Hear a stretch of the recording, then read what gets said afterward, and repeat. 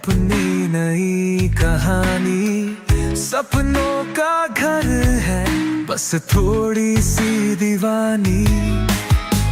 सुबह से शाम तक मेहनत की है राह, एक दिन अपना होगा ख्वाबों का एक नया आसमां पे घर खरीदना है, सपना पूरा करना है। आज पसीना बहा के कल अपना मंजर भरना है। जिंदगी का ये मिशन एक दिन होगा क्लियर, सपनों का घर बनेगा ये है अपना करियर।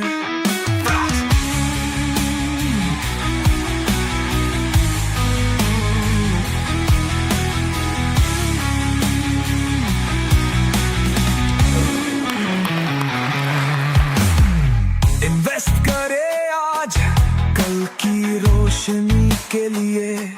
વાત કરીશ કે પ્રધાનમંત્રી આવાસ યોજનામાંથી આજે દેશભરમાં અનેક જગ્યાએ આવાસોનું નિર્માણ થઈ ગયું।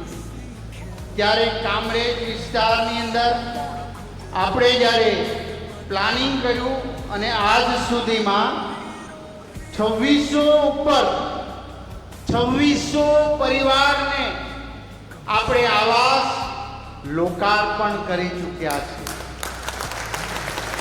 2600 પરિવાર, કેટલી મોટી આ 100 કરોડ રૂપિયા જેટલી રકમ।